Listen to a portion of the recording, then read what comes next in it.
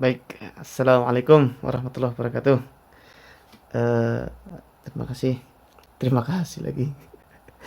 Oke, teman-teman yang mau masih mau nonton ini, kemarin kan saya sudah membahas tentang ini ya, Sony Xperia XZ2.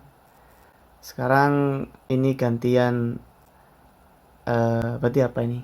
Kalau lebih adiknya berarti ya, ya adiknya lebih ini kan. Sekarang Sony Xperia XZ3.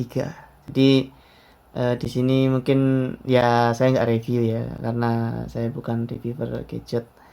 Cuman sekedar ya pengen sharing aja untuk berbagi pengalaman terkait penggunaan Sony Xperia XZ3. Sebenarnya sih XZ3 dan XZ2 secara garis besar ya memiliki spesifikasi yang sama karena keduanya sama-sama menggunakan Snapdragon 845 ya, dengan RAM 4 GB dan internal 64 GB. Jadi di beberapa hal spesifikasi si teknisnya itu sama. Jadi sama-sama menggunakan Snapdragon 845. Nah, tapi ada beberapa hal yang membedakan dengan Sony Xperia XZ2. Di XZ3 ini ya seperti kalian lihat nih, tuh. Ini tuh layarnya melengkung, coy. Gila ini. Bayangin lah HP dengan harga 1,9 juta. Ini saya beli 1,9 juta. Layarnya sudah melengkung tuh. Tuh. Tuh. Layarnya melengkung, coy. Kanan kiri, atas bawahnya juga lumayan melengkung. Nah. Jadi ini menurut saya sih desainnya tuh masih kece banget lah. Maksudnya tuh bayangin loh, HP harga 1,9 juta, ini layarnya sudah melengkung kayak gini. Jadi kalau kayak digeser-geser tuh enak sini ya, bagian sini ya nih. Nah, ini. Ya sebenarnya kalau desain belakangnya sih masih sama ya kayak Xperia XZ2 tuh. Cuman kalau di XZ3 ini dia nggak terlalu cembung. Karena di XZ2 itu cembung banget, itu kayak HP baterainya melembung gitu. Kalau di ini dia agak lebih rata tuh. Dan ini kerasa lebih tipis dan lebih ringan. Tapi efeknya nggak tahu ya, ini efek dari ini desainnya atau enggak ya. Yang saya rasakan sih di Xperia XZ3 rasanya nggak sesolid atau sekokoh di Xperia XZ2. Kalau di XZ2 itu benar-benar dia kokoh banget dan nggak kerasa kayak kopong atau getar. Kalau ini masih tuh, masih kedengeran getarnya tuh. Kalau di XZ2 itu dia benar-benar kokoh dia. Bunyinya tuh empuk gitu. Bukan tuh, ini kan. Nah, ini nggak ada perbandingannya, sorry, ini buat ngerekam soal XZ2-nya. Nah itu salah satunya yang mungkin menjadi nilai minusnya di sini. Ini mungkin secara build quality nggak sekokoh di Xperia XZ2.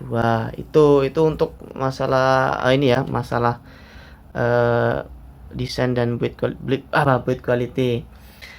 Nah, untuk lain-lain tadi kan ini sudah menggunakan Super AMOLED ya. Ini saya rasakan sih perbedaannya nggak terlalu signifikan karena nih di Sony itu ada pengaturan ini namanya julat warna dan kontras ini. Nih di Xperia itu ada pengaturan ini nih, mode super hidup. Jadi kemarin saya selalu gunakan mode super hidup di Xperia XZ2. Jadi layarnya tuh secara warna dan ketajamannya tuh hampir-hampir mirip justru di Xperia XZ2 dan XZ3. Padahal di XZ2 itu masih menggunakan layar IPS, sedangkan di XZ3 ini sudah menggunakan layar AMOLED maksudnya. Itu ngecok. Itu jadi secara kasat mata mungkin nggak terlalu signifikan banget ya, tapi kalau dilihat secara detail, secara perlahan, ini layar AMOLED itu lebih adem di mata itu. Dilihatnya tuh lebih empuk kayak ayam. Jadi itu mungkin di layar AMOLED tuh keunggulannya itu, jadi lebih adem, warnanya tidak terlalu kayak sakit di mata, dan pokoknya pas lah dan dilihatnya tuh empuk gitu. Ini kalau di layar AMOLED. Nah, untuk lain-lain apa ya? Ini untuk layar sih ya saya lebih prefer tetap AMOLED sih karena dilihatnya lebih empuk. Dan kualitasnya ini tak acungi jempol sih untuk harga 1,9 juta. Bayangin HP harga 1,9 juta dapat yang kayak gini tuh di pasaran apa yang ada itu yang dengan kualitas yang sebagus ini. Paling HP-HP kelas entry itu kan ya layar IPS standar lah yang warnanya pucat gitu.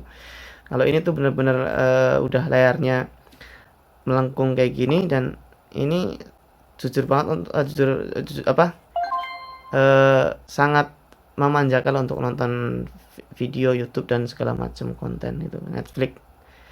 Nah, itu untuk layar. Untuk masalah performa, masalah chipset dan masalah softwarenya ini untuk performa ya 845 tetap 1112 pasti dengan XZ2 karena dia sama-sama 845. Tapi yang saya rasakan di XZ3 ini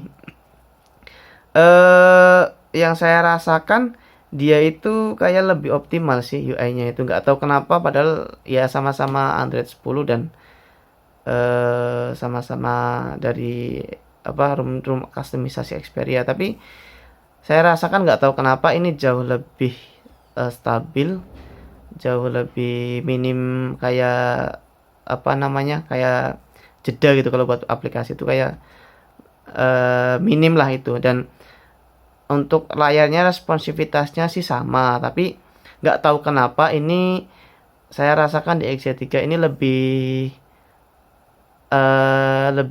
nurut itu, maksudnya lebih kayak lebih enak gitu untuk scroll kayak gini tuh lebih enak.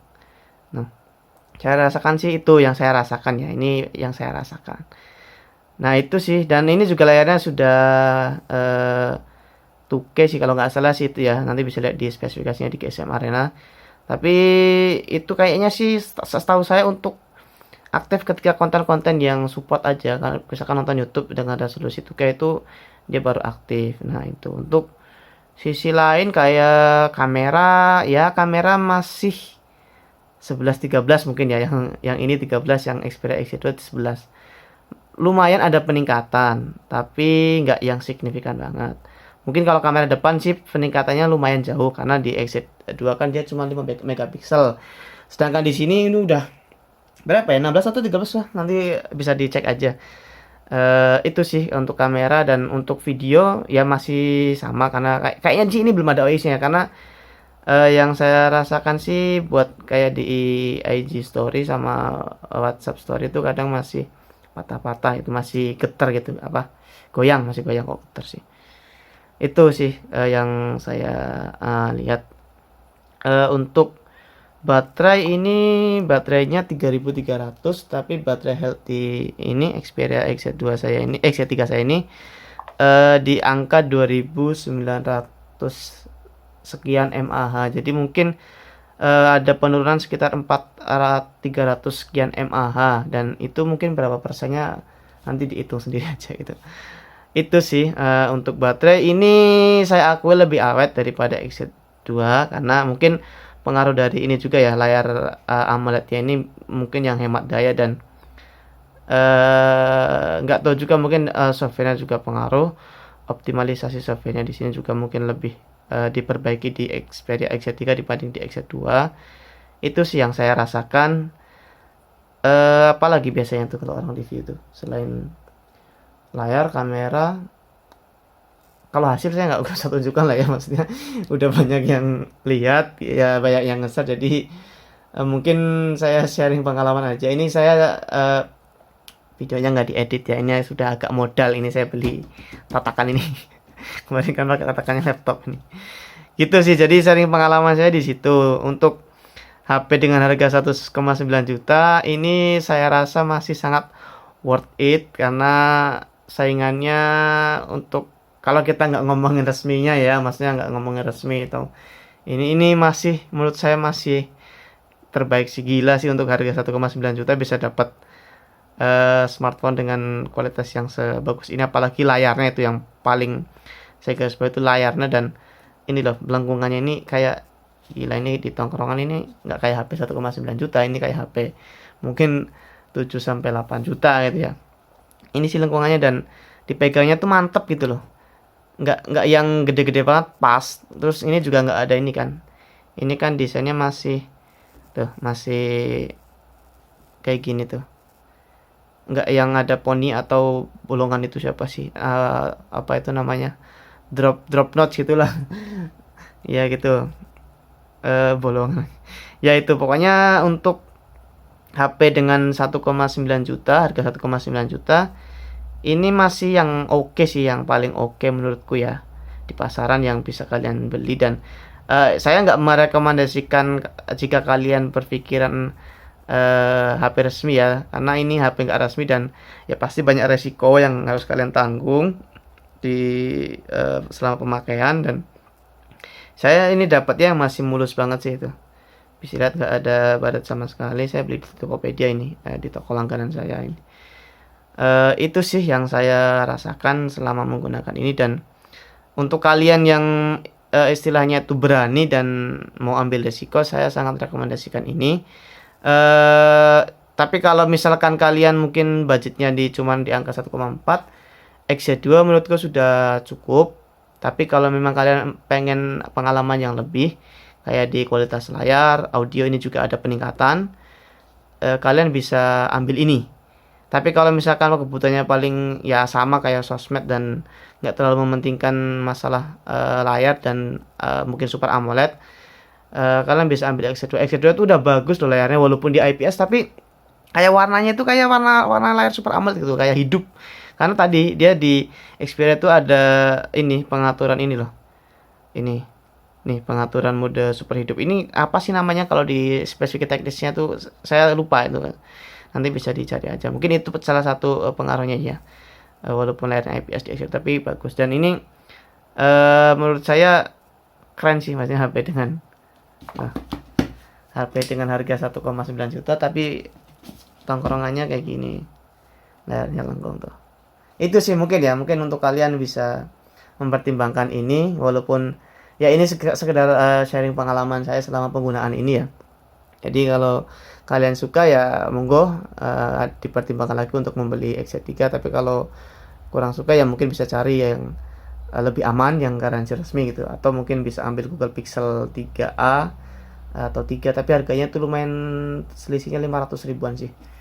Kalau untuk biasa, pemakaian biasa nggak terlalu berat sih, ini udah cukup. Snapdragon 845 nya mungkin nggak terlalu powerful banget ya untuk sekarang, tapi ya dibandingkan HP kelas entry ya masih jauh lah dibanding HP kelas entry itu sih. Sekian saja ya, terima kasih mungkin sudah berkenan untuk menonton. Kalau nggak suka ya di dislike aja gitu.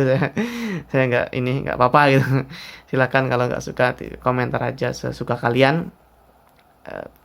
Saya nggak baperan kok, santai aja. Gitu. Jadi terima kasih ya, mungkin itu saja dari saya. Terima kasih. Assalamualaikum warahmatullahi wabarakatuh.